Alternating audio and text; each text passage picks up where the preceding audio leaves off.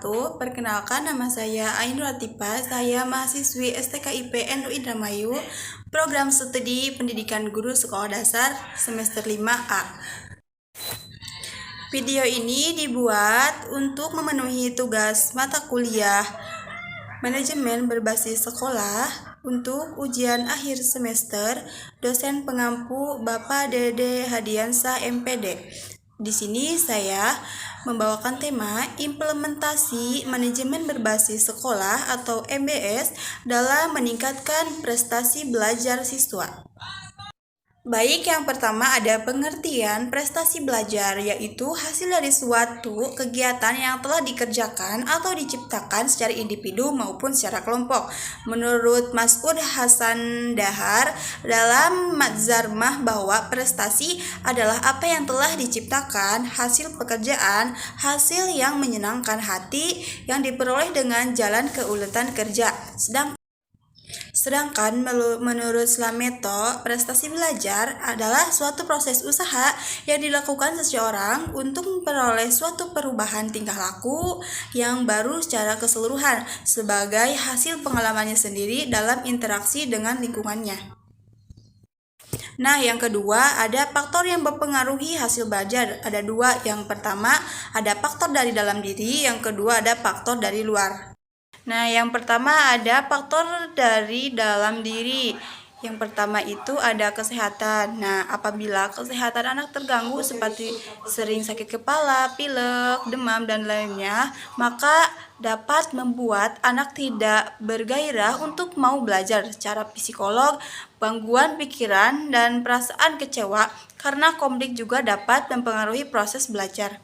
Yang kedua ada inteligensi. Faktor inteligensi dan bakat besar sekali pengaruhnya terhadap kemampuan belajar anak. Inteligensi merupakan kemampuan untuk bertindak secara terarah, berpikir secara rasional, dan menghadapi lingkungannya secara efektif. Yang ketiga ada minat dan motivasi. Minat yang besar terhadap sesuatu, terutama dalam belajar, akan mengakibatkan proses belajar telah mudah dilakukan. Motivasi merupakan dorongan agar anak mau melakukan sesuatu. Motivasi bisa berasal dari dalam diri anak maupun dari luar lingkungan.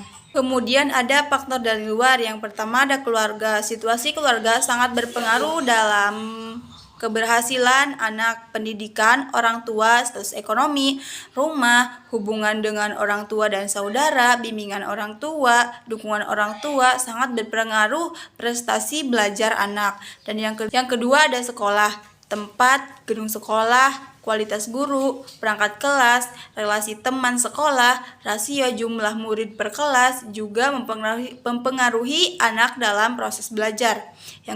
Yang ketiga ada masyarakat. Nah, apabila masyarakat di sekitar adalah masyarakat yang berpendidikan dan moral yang baik, terutama anak-anak mereka, hal ini dapat sebagai pemicu anak untuk lebih giat belajar. Keempat ada lingkungan sekitar, bangunan rumah, suasana sekitar, kedalaman lalu lintas di iklim juga dapat mempengaruhi pencapaian belajar siswa agar prestasinya meningkat.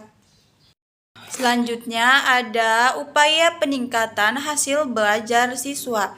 Nah, yang pertama ada mengulang pelajaran secara rutin. Biasakan mengulang pelajaran secara rutin setiap hari. Kita bisa ingat semua yang kita baca hanya dengan sekali membaca. Belajar sistem kebut semalam atau SKS sebaiknya jangan dijadikan kebiasaan. Yang kedua ada lebih maju selangkah. Manfaatkan waktu luangmu dengan membaca setidaknya satu bab lebih awal dari teman-teman sekelas. Dengan ini ketika guru menerangkan, pulang pembelajaran atau masuk diterima ke otak menjadi lebih besar.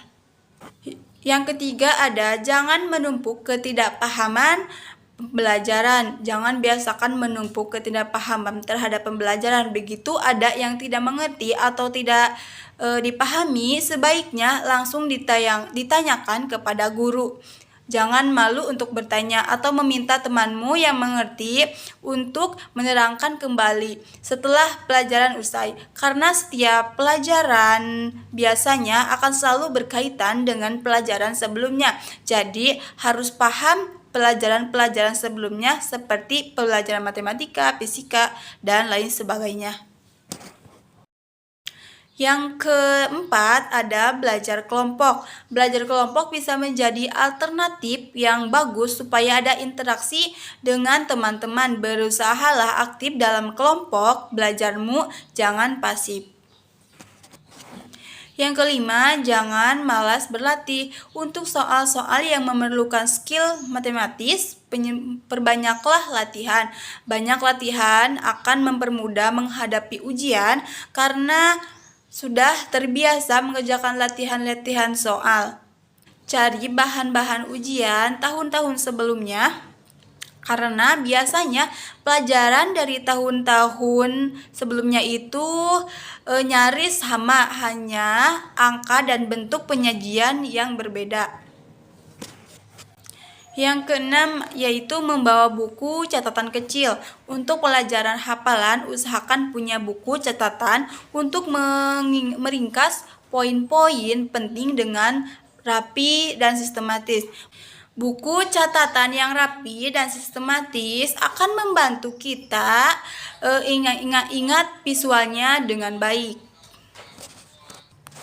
Dan yang terakhir itu ada ikuti bimbel. Ikutan bimbingan belajar atau les juga bisa menjadi alternatif membantu memahami pelajaran-pelajaran yang lebih baik.